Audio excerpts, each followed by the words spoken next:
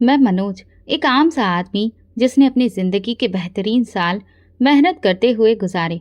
मेरी उम्र के इस पड़ाव पर जब मुझे सुकून और आराम की जिंदगी जीनी चाहिए थी, तब मेरी जिंदगी में तूफान आ गया।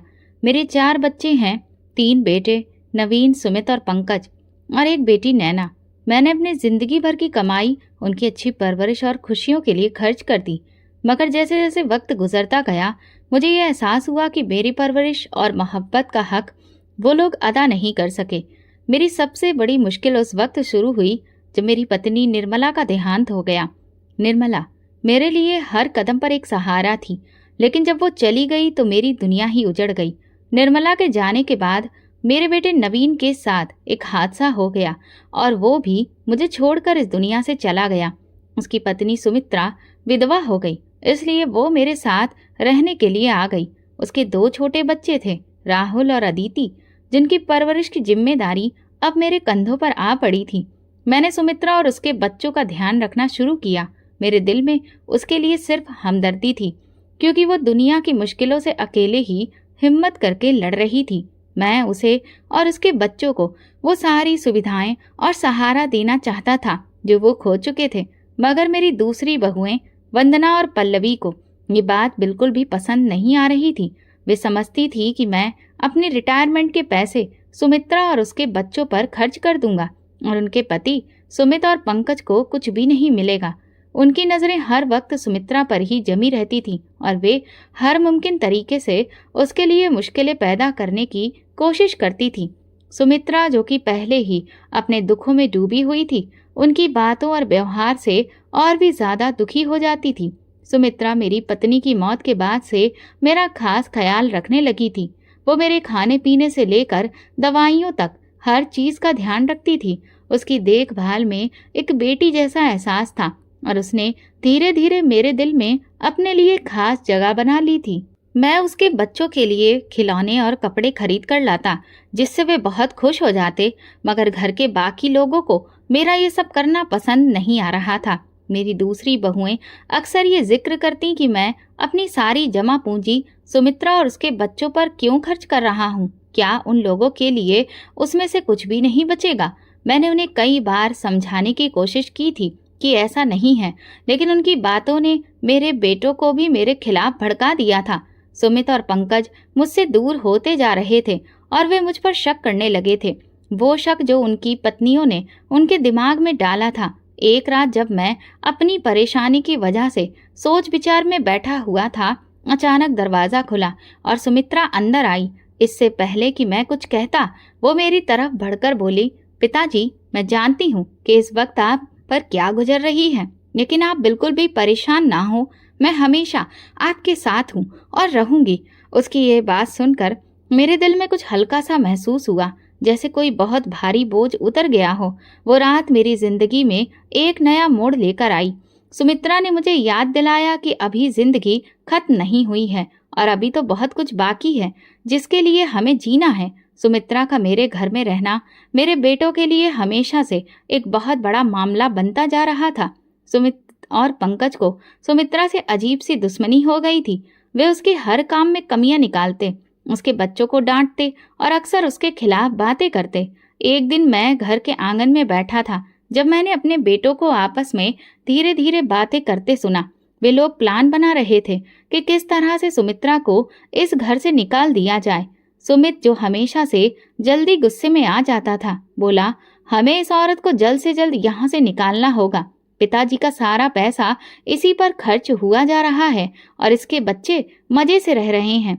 अगर हमने कुछ भी नहीं किया तो फिर हमारा हिस्सा तो कहीं का नहीं रहेगा। पंकज ने भी उसकी हाँ में हाँ मिलाई और बोला, सही कह रहे हो भैया, अगर ये औरत यहाँ रही तो पिताजी हमें कुछ देंगे ही नहीं, इसीलिए हमें जल्द से जल्द इसे इस घर से निकालने का तरीका ढूंढना होगा। पंकज, जो कि सबसे बड़ा और अक्सर बहुत ही समझदार समझा जाता था, कहने लगा, हमें कोई ऐसा बहाना बनाना होगा जिससे सुमित्रा खुद ही इस घर को छोड़ने के लिए मजबूर हो जाए। ये सारी बातें सुनकर मेरा दिल बैठ गया। मेरे अपने ही बेटे मेरे खिलाफ साजिश कर रहे थे और उसकी वजह थी वो बेचारी विधवा लड़की जो खुद इतनी मुश्किल में थी। मैं जानता था कि अगर सुमित्रा को इस घर से निकाल दिया गया तो उसके पास कोई और ठिकाना नहीं रहेगा, क्योंकि उसके माता पिता भी अब इस दुनिया में नहीं थे। वो मेरे स्वर्गीय बेटे की एकमात्र निशानी थी। मैंने फैसला किया कि सुमित्रा के लिए मैं हर मुमकिन कदम उठाऊंगा। मैंने अपने बेटों को अपने कमरे में बुलाया और उनसे खुलकर बात की। तुम लोग क्या सोचते हो कि इस सब से तुम्हें क्या मिलेगा? सुमित ने गुस्से में जवाब दिया, पिताजी, आपको हमारी कोई भी फिक्र नहीं है। आपका सारा ध्यान तो सुमित्रा और उसके बच्चों पर है। आखिर हमें भी अपनी जिंदगी अच्छे से गुजारनी है। अगर सारी रकम सुमित्रा पर ही खर्च हो गई तो फिर हमारे पास क्या बचेगा? मैंने सुमित की आंखों में देखा और कहा, तुम लोगों को ये बात समझनी चाहिए कि सुमित्रा का इस दुनिया में कोई नहीं है। अगर मैं उसका ख्याल नहीं रखूंगा तो वो बेचारी कहाँ जाएगी? तुम लोग जो उसके और उसके बच्चों के साथ कर रहे हो वो बहुत ज्यादा गलत है।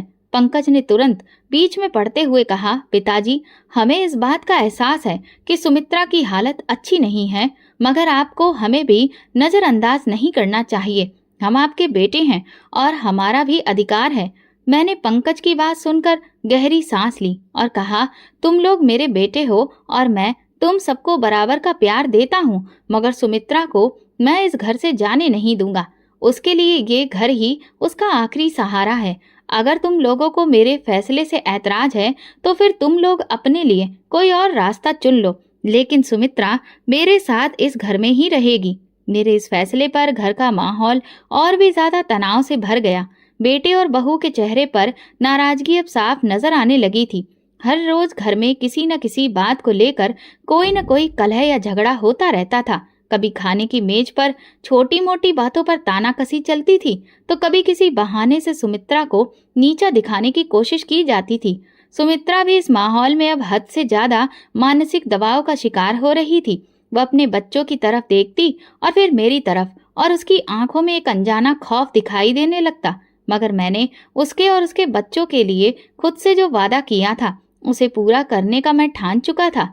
एक दिन जब घर का माहौल हद से ज्यादा खराब हो गया, पंकज ने सुमित्रा से तीखे लहजे में कहा, यहाँ से चली क्यों नहीं जाती? इस घर में तुम्हारी अब कोई जगह नहीं है।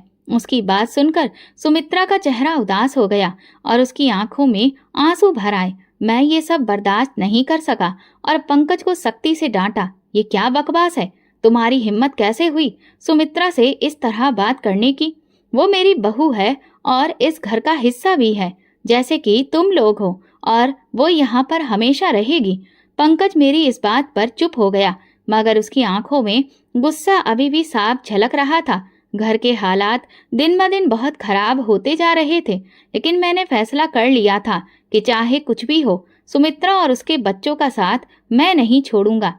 अब हर दिन सुमित्रा के लिए एक नई परीक्षा लेकर आता था। मेरे बेटे और बहुओं की बातें और उनका व्यवहार सुमित्रा पर गहरा असर डाल रहा था। वो बहादुरी से इन सारे हालातों का सामना कर रही थी, लेकिन अब वो धीरे धीरे कमजोर पड़ती जा रही थी। एक दिन जब सुमित्रा ने नाश्ते के दौरान बहू की तीखी बातों का सामना किया तो वो खामोशी से उठकर अपने कमरे में चली गई। उसकी तबीयत पहले से ही ठीक नहीं थी और इन लगातार तानों की वजह से उसकी सेहत और ज्यादा बिगड़ गई। शाम तक उसकी हालत काफी बिगड़ गई। वो तेज बुखार और कमजोरी का शिकार हो गई थी। मैंने तुरंत उसे अस्पताल ले जाने का फैसला किया। अस्पताल में डॉक्टर ने बताया कि सुमित्रा की हालत काफी नाजुक है और उसे पूरी तरह से आराम करने की जरूरत है। डॉक्टर की बात सुनकर मेरा दिल बहुत बुरी तरह घबरा गया। मेरे दोनों पोते पोती के सिर से पहले ही पिता का साया उठ चुका था, लेकिन अब मैं उनकी माँ को भी उनसे दूर नहीं होने देना चाहता था। इसलिए मैंने फौरन उसकी देखभाल का इंतजाम किया। मैं दिन रात उसके साथ अस्पताल में रहा, उसकी दवा और खाने पीने का खास ख्याल रखा। मेरी प्रार्थना रंग लाई और कुछ ही दिनों में सुमित्रा की हालत ठीक होने लगी। जब मैं सुमित्रा को घर वापस लाया तो वो बहुत कमजोर थी। उसकी हालत ऐसी थी कि वो बिस्तर से उठ भी नहीं सकती थी। मैंने उसके कमरे में एक छोटा सा बिस्तर लगाया और उसके सिरहाने बैठकर उसकी देखभाल करने लगा। मैंने उसे खुद खाना खिलाया, दवा दी और रात भर उसकी सेवा की। सुमित्रा, जो अपने दुखों के साथ साथ इस बीमारी से भी जूझ रही थी, धीरे धीरे सेहतमंद लगने लगी। मेरी सेवा और देखभाल ने उसे वो सहारा दिया जो उसे मुश्किल वक्त में चाहिए था।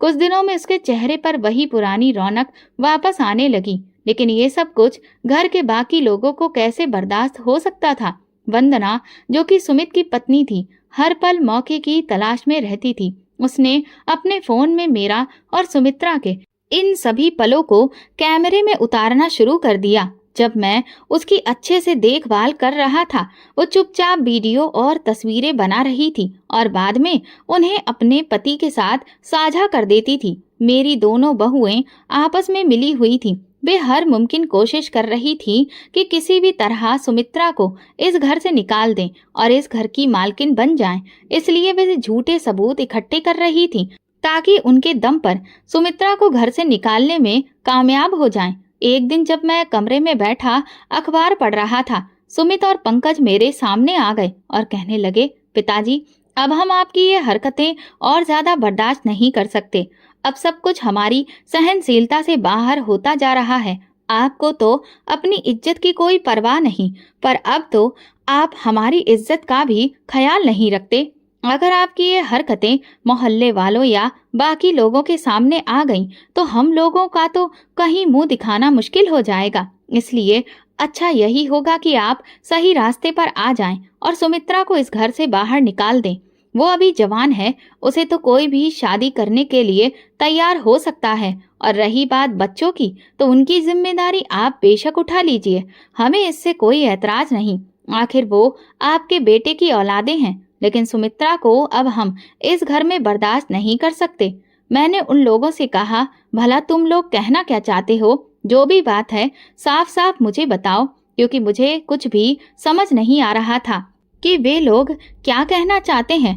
इसके बाद पंकज ने अपना मोबाइल निकाला और मुझे वे तस्वीरें दिखाई जो चोरी छुपे ली गई थीं। जब मैं सुमित्रा को दवा पिला रहा था और उसके सिर को दबा रहा था, क्योंकि उस वक्त उसे मेरी काफी ज्यादा जरूरत थी। हालांकि होना तो ये चाहिए था कि उसकी देवरानी या जेठानी उसका ख्याल रखें, लेकिन इसके बजाय उन लोगों ने हमारी तस्वीरें खींची और इतना बड़ा तमाशा बना दिया। उनकी बातें सुनकर मेरे होश उड़ गए। मेरे अपने ही बेटे, जिन्हें मैंने अपनी मेहनत और कमाई से पाल पोस कर बड़ा किया था, आज वो मेरे ही खिलाफ खड़े थे। मैंने एक लम्हे के लिए खामोशी ओढ़ ली, मगर फिर मेरी आंखों में गुस्से की चिंगारी चमकने लगी। तुम लोगों को शर्म नहीं आती? मैंने गुस्से से कहा। मेरी परवरिश, मेरे प्यार का ये सिला दिया। मैंने तुम्हें क्या नहीं दिया और अब तुम मुझ पर ये इल्जाम लगा रहे हो कि मेरे और सुमित्रा के बीच में कुछ गलत है। सुमित ने ताना मारते हुए कहा, पिताजी, हम बस वही दिखा रहे हैं जो सच है। मेरे दिल में गम और गुस्सा दोनों एक साथ उठ रहे थे। मैंने फैसला किया कि मैं उनके सामने हार नहीं मानूंगा। तुम लोग ये वीडियो जहां चाहे दिखाओ, मैं अपनी इज्जत और सच्चाई के लिए खड़ा रहूंगा। सुमित्रा इस घर का हिस्सा है और मैं उसका साथ कभी नहीं छोड़ूंगा। मेरे इस सख्त जवाब पर सुमित और पंकज के चेहरे पर नाराजगी और मायूसी नजर आई। वे समझ गए कि मैं उनके दबाव में नहीं आने वाला, लेकिन मैं जानता था कि मामला यहीं खत्म नहीं होगा और मुझे अभी और भी ज्यादा मुश्किलों का सामना करना पड़ेगा। सुमित्रा, जो अब बेहतर हो रही थी, उसे भी इस बात का अंदाजा नहीं था कि मेरे बेटों ने क्या मंसूबा बना रखा है। घर का माहौल अब और ज्यादा तनावपूर्ण हो गया था, मगर मैंने ठान लिया था कि सुमित्रा को किसी भी कीमत पर इस घर में रहने दूंगा। भले ही तनाव और टेंशन बना रहता था, लेकिन सुमित्रा के साथ जो हो रहा था वो मेरे लिए सबसे ज्यादा तकलीफ दे था। उसका पति, जो उसका एकमात्र सहारा था, हाथ से निकल चुका था। इस हादसे ने सुमित्रा की जिंदगी को उलट पुलट कर रख दिया था। अब वो अकेली और बेसहारा थी। अपने बच्चों के साथ एक ऐसे घर में थी जहां उसकी कदर करने वाला कोई नहीं था। हादसे के बाद से सुमित्रा की देवरानी और जेठानियां उसके साथ बहुत बुरा व्यवहार कर रही थी। वह हमेशा ये जताती थी कि वो इस घर पर बोझ है और अगर वो यहाँ से चली जाए तो सबके लिए बेहतर होगा। लेकिन सुमित्रा को ये बात समझ नहीं आती थी कि आखिर उसके साथ ऐसा व्यवहार क्यों हो रहा है। एक दिन जब मैं घर वापस आया तो सुमित्रा के कमरे से रोने की आवाज आ रही थी। मैं अंदर गया तो देखा कि उसके हाथ में अपने पति की एक तस्वीर थी और वो आंसुओं से भीगी हुई थी। मैंने उससे पूछा, क्या हुआ बेटी, क्यों रो रही हो? सुमित्रा ने करुण दृष्टि से मुझे देखा और कहा, पिताजी, मुझे तो ऐसा लगता है कि यह हादसा कोई हादसा नहीं था। उसकी बात सुनकर मेरा दिल कांप गया। ये तुम क्या कह रही हो? मैंने पूछा तो वो कहने लगी, मुझे पता नहीं क्यों, लेकिन मेरे दिल में एक अजीब सा ख्याल उठ रहा है कि इस सबके पीछे जरूर कोई साजिश थी। नवीन मुझे हमेशा कहते थे कि वो मुझसे बहुत प्यार करते हैं, लेकिन उनके आखिरी दिनों में वो बहुत परेशान रहते थे, जैसे कि वो किसी के दबाव में थे। मैंने सुमित्रा को तसल्ली दी और कहा, बेटी ये सब तुम्हारा वहम है। नवीन की मौत एक हादसा थी और उसमें किसी की साजिश नहीं हो सकती। लेकिन फिर मेरे दिल में भी शक की लहर उठने लगी थी। वक्त गुजर गया, मगर सुमित्रा के साथ मेरी बाकी बहुओं का व्यवहार और भी ज्यादा बुरा हो गया था। वे लोग उसे हर रोज ताने देती और उसे घर से निकालने की बातें करती, लेकिन इस सब के पीछे एक और खौफनाक मंसूबा था जिसका अंदाजा किसी को नहीं था। सुमित्रा के साथ मेरी बाकी बहुओं का मकसद सिर्फ इतना था कि वो उसे घर से निकालकर इस घर की जायदाद और मेरे रिटायरमेंट की रकम पर कब्जा कर सकें। वे जानती थी कि अगर सुमित्रा यहाँ रही तो उनके मंसूबों में रुकावट बनी रहेगी, इसलिए उन्होंने अपने पतियों के साथ मिलकर एक साजिश रची थी। सुमित्रा के पति का वो हादसा एक मामूली दुर्घटना नहीं था, वो सोच समझकर किया गया षड्यंत्र था ताकि सुमित्रा मजबूर होकर इस घर को छोड़ दे। लेकिन सुमित्रा की बेगुनाही और सादगी ने उसे अभी तक इस गहरी साजिश का एहसास नहीं होने दिया था। एक रात जब सब सो रहे थे, पल्लवी और पंकज आपस में बातें कर रहे थे। पल्लवी ने पंकज से कहा, हमारी पहली साजिश कामयाब हो चुकी है, मगर अब हमें बहुत ही सावधानी से काम लेना होगा। अगर सुमित्रा को जरा सा भी शक हुआ तो वो हमारे खिलाफ हो सकती है। हमें उसे किसी भी तरह से घर से निकालना है और इसके बाद पिताजी की सारी जायदाद और रिटायरमेंट की रकम हमारी होगी। पंकज ने सिर हिलाया और कहा, हाँ, लेकिन हमें ये सब बहुत ही सावधानी से करना होगा, कोई भी जल्दबाजी नहीं करनी चाहिए। मैं इन सब बातों को बर्दाश्त और नजरअंदाज कर रहा था, मगर सुमित्रा के लिए ये सब अब बर्दाश्त से बाहर हो चुका था। एक दिन जब मैं घर आया तो सुमित्रा मेरे सामने आई। उसकी आंखों में अजीब सी थकान थी। उसने कहा, पिताजी, मैं अब इस घर में और नहीं रह सकती। मुझे रोज ताने मिलते हैं, रोज दुख पहुंचाया जाता है। मैंने फैसला किया है कि मैं नौकरी करूंगी और अपने बच्चों का पेट खुद पालूंगी बिना किसी के रहमो करम के। इसलिए अब आप हमें इस घर से जाने दें। उसकी बात सुनकर मेरा दिल जैसे फट गया। मेरे लिए सुनना बहुत मुश्किल था कि मेरी बहू, जो मेरी अपनी बेटी जैसी थी, इस घर को छोड़ने की बात कर रही थी। मैंने कहा, बेटी, तुम्हें कहीं जाने की जरूरत नहीं है। ये घर तुम्हारा है और हमेशा रहेगा, और अगर तुम नौकरी करना चाहती हो तो मैं तुम्हारी मदद करूंगा, लेकिन ये घर छोड़ने की बात मत करो। सुमित्रा ने मेरी बात सुनी, मगर उसके चेहरे पर परेशानी थी। पिताजी, मैं आपकी बहुत इज्जत करती हूँ, मगर मैं यहाँ नहीं रह सकती। मेरे बच्चे इस माहौल में खुश नहीं हैं और मैं उन्हें तकलीफ से नहीं गुजरने देना चाहती। मैं नौकरी करूंगी और अपने बच्चों का ख्याल रखूंगी, लेकिन हमें घर से जाने दीजिए। मेरी आंखों में आंसू आ गए, मगर मैं जानता था कि सुमित्रा के लिए ये फैसला कितना मुश्किल था। मैंने उससे कहा, बेटी, अगर तुम यही चाहती हो तो मैं तुम्हें नहीं रोकूंगा, लेकिन याद रखना, ये घर हमेशा तुम्हारा रहेगा। तुम जब चाहे वापस आ सकती हो। सुमित्रा ने मुझे धन्यवाद कहा और वो रात भर सोच में डूबी रही। अगले दिन उसने नौकरी की तलाश शुरू कर दी। जब सुमित्रा ने नौकरी शुरू की तो मैंने महसूस किया कि वो बाहर की दुनिया में एक नए अंदाज से जीने की कोशिश कर रही थी। उसने अपने बच्चों के लिए खुद को मजबूत बनाया और उन्हें बेहतर जिंदगी देने की जिद में जुट गई।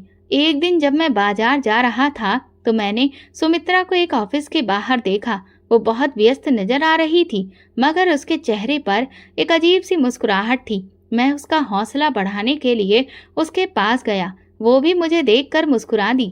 मैंने उस लम्हे में सोचा कि शायद बाहर की दुनिया उसके लिए बेहतर होगी, शायद वो अपने आप को एक नई जिंदगी दे सकेगी। मगर ये सब कुछ इतना आसान नहीं था। मेरी बाकी बहुएं उसके खिलाफ अब भी साजिशें कर रही थीं। मैं जानता था कि वे सुमित्रा को कभी खुश नहीं देखना चाहती थी। घर में हर दिन एक नई साजिश होती थी। मैंने अपने बेटों को बार बार समझाया, लेकिन उन पर कोई असर नहीं हुआ। वे चाहते थे कि सुमित्रा घर से चली जाए ताकि वे रिटायरमेंट के पैसे और जायदाद पर कब्जा कर सकें। लेकिन मैंने फैसला कर लिया था कि मैं सुमित्रा को इस तरह हारने नहीं दूंगा। ये लड़ाई मैंने अपने दिल में शुरू की थी और अब मैं इसे जीतना चाहता था। बाहर की दुनिया में भी मुझे मुश्किलों का सामना करना पड़ रहा था। लोग बातें बनाते, कुछ मेरे बच्चों के बारे में और कुछ सुमित्रा के बारे में। मैं हर रोज इन बातों से गुजरता, मगर मैंने कभी हिम्मत नहीं हारी। मैं जानता था कि सच्चाई हमेशा जीतती है और मुझे अपने उसूलों पर कायम रहना है। मेरी जिंदगी के साथ सुमित्रा की जिंदगी भी एक ऐसी दास्तान बन चुकी थी जो रोज और भी ज्यादा पेचीदा होती जा रही थी। जब सुमित्रा ने नौकरी शुरू की तो उसे महसूस हुआ कि घर के बाहर की दुनिया में भी मुश्किलें कम नहीं हैं। लेकिन एक दिन ऐसा हुआ कि सुमित्रा को बाहर के माहौल से एक ऐसी हकीकत का पता चला जिसने उसकी जिंदगी को हिलाकर ही रख दिया था। सुमित्रा ऑफिस में काम करते हुए अपने कुछ साथियों के साथ खाना खा रही थी कि फिर एक बात उसके कानों में पड़ी। एक औरत जो कि उसके साथ काम करती थी, उसने उससे उसके पति के हादसे के बारे में पूछा। सुमित्रा ने गमगीन लहजे में कहा कि मेरे पति का देहांत एक हादसे में हुआ था और ये सब बहुत अचानक था। मैं आज तक इस सच्चाई को सपना नहीं समझ पाई हूँ। उस औरत ने एक लम्हे के लिए खामोशी ओढ़ी, फिर धीरे से बोली, सुमित्रा, मैंने कुछ लोगों से सुना था कि वो हादसा खुद से नहीं हुआ था। शायद तुम्हारे पति की मौत के पीछे कोई साजिश थी। ये बात सुनकर सुमित्रा का दिल धक्क से रह गया। उसने हैरत से पूछा, तुम ये क्या कह रही हो? उस औरत ने बात जारी रखी, मैंने खुद तो कुछ नहीं देखा, मगर कुछ लोगों ने कहा कि तुम्हारे पति के साथ जो हुआ वो एक साजिश थी। शायद तुम्हें इस बारे में सोचना चाहिए।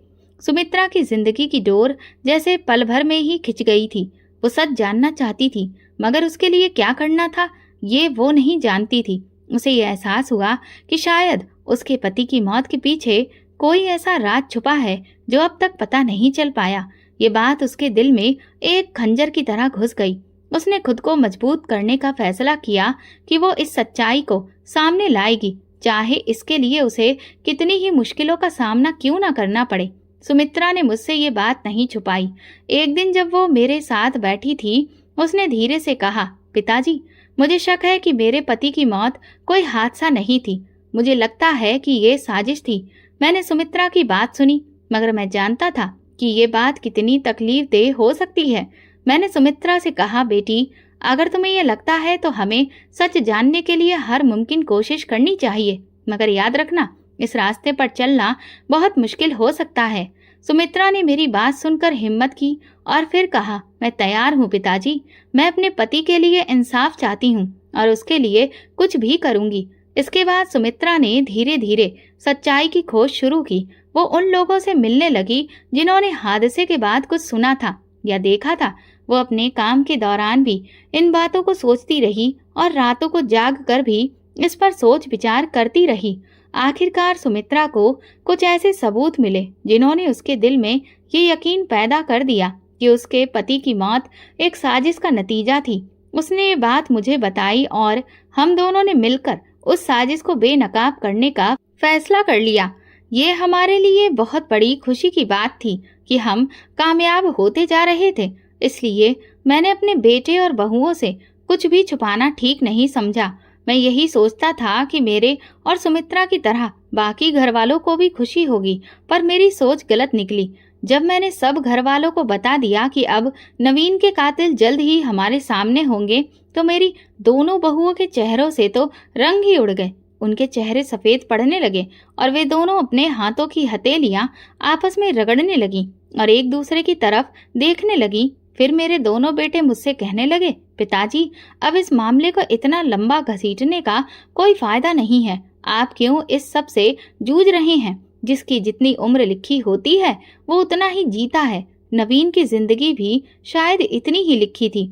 आप इन मामलों से दूर रहें। वैसे भी इस हादसे को गुजरे अब काफी साल हो चुके हैं। अब आपके हाथ जितने भी सबूत लगे हैं उनसे भी आप कुछ नहीं कर पाएंगे।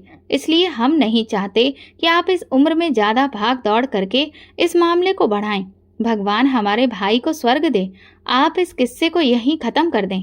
पंकज ने जब ये बात कही तो मैंने सुमित्रा की तरफ देखा। उसके चेहरे पर एक मायूसी छा गई थी जो मुझे बिल्कुल भी अच्छी नहीं लग रही थी। सुमित्रा कितनी मुश्किल से यहाँ तक पहुंची थी, ये बात सिर्फ मैं ही जानता था, क्योंकि सुमित्रा की जिंदगी में उसके हर दुख सुख का साथी सिर्फ मैं ही था और सिर्फ उसे मैं ही समझ सकता था। बाकी घर वाले तो उसे और उसके बच्चों से सिर्फ अपनी जान छुड़ाना चाहते थे। सुमित्रा और मैं सबूत हासिल करने की खोज जारी रखे हुए थे कि कुछ दिन गुजरते ही जब मैं और सुमित्रा इस पूरे मामले पर बात कर रहे थे तो कमरे के दरवाजे पर दस्तक हुई। मैंने जाकर जब दरवाजा खोला तो मेरी दोनों बहुएं और दोनों बेटे दरवाजे के बाहर खड़े थे। मेरे बेटे ने मुझसे सवाल किया, पिताजी आपने दरवाजा बंद क्यों किया था? उनके सवाल ने मुझे हैरान कर दिया कि मेरा बेटा एक बार फिर मुझ पर शक कर रहा था। मैंने अपने बेटे को जवाब दिया, तुम लोगों को कोई भी अधिकार नहीं बनता कि तुम लोग मुझसे ये सवाल करो। मेरे बेटों ने मुझसे कहा, पिताजी अब हम अपने घर में आपकी ये सारी हरकतें बर्दाश्त नहीं कर सकते। मुझे उन दोनों पर बहुत गुस्सा आ रहा था पर मैं अपनी सफाई में कुछ भी पेश नहीं कर पा रहा था। मेरे दोनों बेटे मुझसे कह रहे थे कि अगर आप दोनों को आपस में सिर्फ बात ही करनी थी तो आपने कमरे का दरवाजा क्यों बंद कर रखा था? उन लोगों के इस तरह के सवाल सुमित्रा की हिम्मत तोड़ रहे थे। मैं अब हरगिज अपने बेटों को ये नहीं बताना चाहता था कि मैं नवीन की मौत के सबूत इकट्ठा कर रहा हूँ, क्योंकि जब भी मैंने उन्हें बताया था तब उन्होंने मुझे इस बात से रोकने की कोशिश की थी जिससे सुमित्रा मायूस हो जाती थी, जो मैं बिल्कुल भी नहीं चाहता था। मेरी दोनों बहुएं सुमित्रा का हाथ पकड़कर उसे कमरे से खींचती हुई बाहर ले आईं और अपने पतियों से कहने लगीं, अब हम उसे एक पल के लिए भी इस घर में बर्दाश्त नहीं कर सकती। ये बहुत ही बदकिरदार औरत है, इसे अब इस घर से जाना ही पड़ेगा। सुमित्रा की आंखों से गिरने वाला हर आंसू इस बात की गवाही दे रहा था कि सुमित्रा बदकिरदार नहीं बल्कि एक पाक दामन लड़की है। मुझे अपने बेटों और बहुओं की गंदी सोच पर हैरत हो रही थी। मैंने उनसे कहा, हाँ आज के बाद सुमित्रा इस घर में नहीं रहेगी। तो सुमित्रा ने भी मेरी तरफ हैरानी से देखा। फिर मैंने कहा, सुमित्रा के साथ साथ मैं भी इस घर से चला जाऊंगा। तो मेरे बेटों के चेहरों से तो रंग ही उड़ने लगा था और मेरी दोनों बहुएं परेशान नजर आने लगीं। मैंने सुमित्रा के सिर पर हाथ फेरा और फिर उसके बच्चों को उठाया। हमने घर से जरूरत का कोई भी सामान नहीं लिया और यूं ही घर से निकल आए। मुझे पता था कि मेरे बेटे मेरी ही कमाई खाते हैं, इसीलिए मेरे बिना वे बिल्कुल भी नहीं रह पाएंगे और खुद ही मुझसे माफी मांगने आ जाएंगे। सुमित्रा ने मुझे बहुत रोका और समझाया, पिताजी आप अपने घर को छोड़कर मत जाइए। मुझे बहुत अफसोस हो रहा है कि मेरी वजह से आप पर ऐसे घटिया इल्जाम लगे। आपकी जिंदगी को मैंने बहुत मुश्किल में डाल दिया है। आप मुझे जाने दें और खुद वापस घर चले जाएं। लेकिन मैं अपने फर्ज से कैसे बच सकता था? सुमित्रा मेरा फर्ज बन चुकी थी क्योंकि मेरा बेटा इस दुनिया में नहीं था, इसलिए उसकी और उसके बच्चों की जिम्मेदारी अब मेरे कंधों पर थी। मैं अपनी सारी जिंदगी हर जिम्मेदारी निभाता आया था, तो फिर इस जिम्मेदारी से कैसे पीछे हट सकता था जब सुमित्रा का इस दुनिया में अब मैं ही एकमात्र सहारा था। मैंने एक किराए का मकान लिया जहां पर मैं सुमित्रा और उसके बच्चों के साथ रहने लगा। कुछ ही दिन बीते थे कि सुमित्र और पंकज दोनों मुझसे माफी मांगने आ गए। मैं अच्छी तरह समझता था कि वे किस लिए माफी मांगने आए थे। उन्हें मुझसे नहीं मेरे पैसों से प्यार था। मैं उनका बाप था, लेकिन उन्होंने अपनी पत्नियों के कहने पर मुझ पर जो गंदे इल्जाम लगाए थे वो बात मैं कभी भूल नहीं सकता।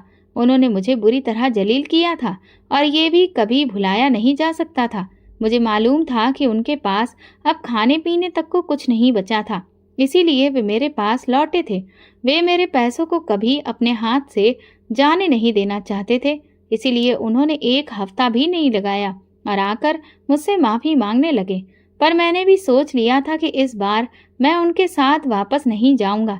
सुमित्रा ने मुझे समझाया, पिताजी आप अपने बेटों के पास लौट जाइए, मैं इस घर में अकेली रह लूंगी। पर मैं सुमित्रा की ये बात नहीं मान सकता था। मैंने अपने बेटों को वापस भेज दिया। एक दिन बच्चों को स्कूल छोड़ने के बाद मैं और सुमित्रा घर की जरूरत का सामान लेने बाजार जा रहे थे। तभी मुझे वो चौकीदार दिखाई दिया जो नवीन के दफ्तर के बाहर नौकरी करता था। उसने हालचाल पूछने के बाद सुमित्रा की ओर देखकर कहा, सुमित्रा की विधवा हालत देखकर मुझे बहुत दुख होता है। उनके साथ बहुत बड़ी नाइंसाफी हुई है। फिर वो मुझसे कहने लगा, मनोज भाई साहब आपने बहुत बड़ी गलती कर दी। नवीन के कातिलों को सजा दिलवाने के लिए आपने जरा भी कोशिश नहीं की। वे तो इस शहर के कुख्यात गुंडे थे जो चंद पैसों के लिए कुछ भी कर सकते थे। अगर आप उन्हें थाने ले जाते तो वे फौरन गुनाह कबूल कर लेते और आपको उस इंसान तक भी पहुंचा देते जिसने ये सब करवाया था। लेकिन आपने सब कुछ हादसा मानकर चुप्पी साध ली। ये एक हादसा नहीं था। मैंने उसकी सारी बातें सुनकर कहा, उस वक्त तुमने चुप्पी क्यों साध ली थी? अब अगर जरा सा भी कोई सबूत मिल गया और मुझे पता चल गया कि ये सब किसने करवाया है तो मैं उसे कभी माफ नहीं करूंगा। मैं उसे जरूर सजा दिलवाऊंगा जिसने सुमित्रा और उसके बच्चों की जिंदगी बर्बाद कर दी, जिसने मेरे बुढ़ापे का सहारा मुझसे छीन लिया। मुझे अब एहसास हो चुका है कि नवीन की मौत एक हादसा नहीं बल्कि एक सोची समझी साजिश थी। मैंने चौकीदार से पूछा, तुम उस समय वहीं नौकरी करते थे? क्या तुम मेरी कुछ मदद कर सकते हो? चौकीदार ने कहा, मनोज साहब, मैं तो नवीन साहब की मौत के बाद वो नौकरी छोड़ चुका हूँ। उनके बाद मेरा वहाँ दिल नहीं लगता था। मेरे पास कोई ठोस सबूत तो नहीं है, लेकिन हाँ, ऑफिस के सीसीटीवी कैमरों की कुछ वीडियोज हैं उन दिनों की जब नवीन साहब की मौत हुई थी। अगर आप चाहें तो मैं आपको वो दे सकता हूँ। मैंने कहा, हाँ जरूर दो, हो सकता है उनमें कुछ सुराग मिल जाए। अगले दिन वो चौकीदार मेरे घर आया और मेरे हाथ में एक पेन ड्राइव दे दी जिसमें सारी रिकॉर्डिंग्स मौजूद थी। मैंने वो पेन ड्राइव सुमित्रा के लैपटॉप में चलाई। जैसे ही वीडियो चली, नवीन का चेहरा स्क्रीन पर उभरा।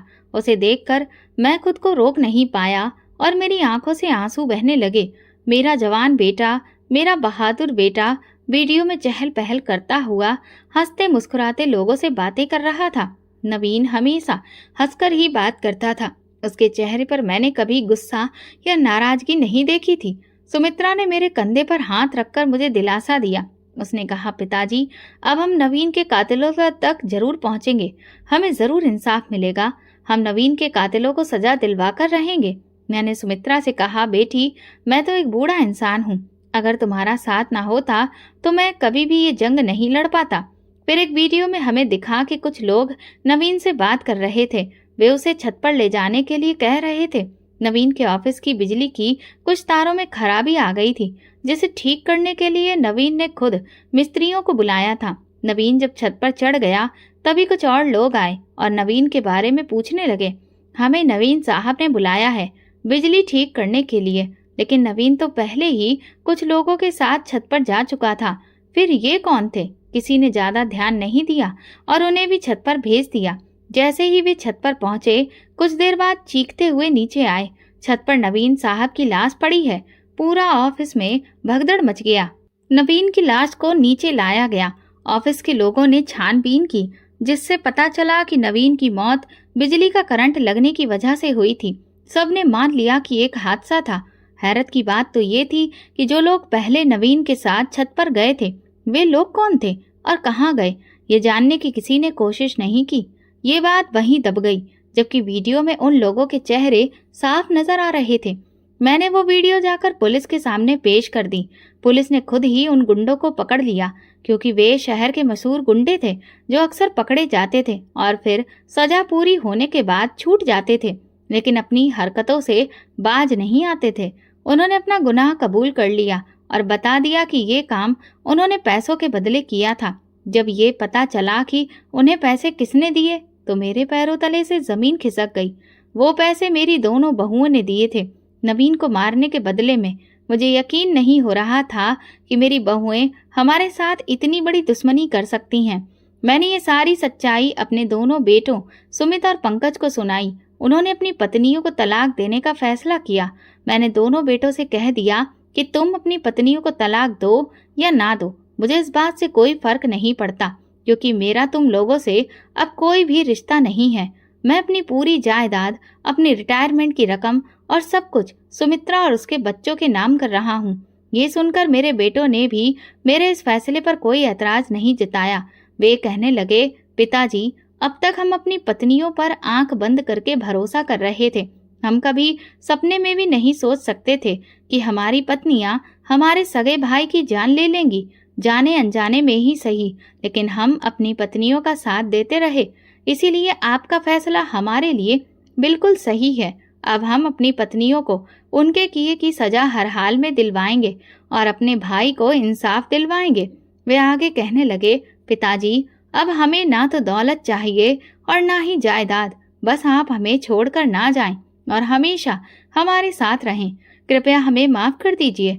उन्होंने सुमित्रा से भी माफी मांगी और कहा, हमारी पत्नियां हमें आपके खिलाफ भड़काती रहीं, हमारे दिलों में दौलत का लालच भरती रहीं, वे हमारे दिलों में पिताजी के प्रति नफरत पैदा कर रही थीं। इसी कारण हम पिताजी की बेइज्जती करते थे और उनकी कोई बात नहीं मानते थे। कृपया हमें माफ कर दें और हमारे साथ चलकर अपने घर में रहें। जब मैंने अपने बेटों को पश्चाताप की आग में जलते हुए देखा तो मैंने भी उन्हें माफ कर दिया, क्योंकि इस समय वे पूरी तरह से गलत नहीं थे, वे सिर्फ भड़कावे में आ गए थे।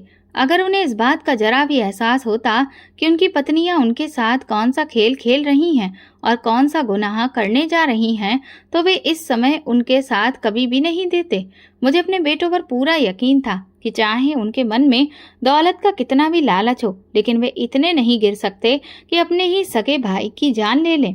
पत्नियों के भड़कावे में आकर वे सिर्फ धोखा खा गए थे, असली सच्चाई उन्हें नहीं पता थी। इसलिए मैंने अपने बेटों को माफ कर दिया। इसके बाद पुलिस मेरी दोनों बहुओं को पकड़कर ले गई और अदालत ने नवीन के कत्ल के जुर्म में उन्हें सजा सुनाई। मैं और सुमित्रा बहुत खुश थे, क्योंकि हमें अपने मकसद में कामयाबी मिल चुकी थी और मेरे स्वर्गीय बेटे को इंसाफ मिला था। सुमित्रा के चेहरे पर अब हर वक्त एक सुकून नजर आता था, जो नवीन के कातिलों को सजा दिलवाने के बाद आया था। सुमित्रा और उसके बच्चों को देखकर अब मैं भी बहुत ज्यादा खुश था। दोस्तों, अगर आपको हमारी कहानी पसंद आई हो तो कमेंट करके जरूर बताएं, वीडियो को लाइक करें और ज्यादा से ज्यादा शेयर करें। अगर आप चैनल पर नए हैं तो सब्सक्राइब जरूर करें और नोटिफिकेशन बेल दबाएं ताकि अगली अपडेट सबसे पहले आपको मिले। धन्यवाद।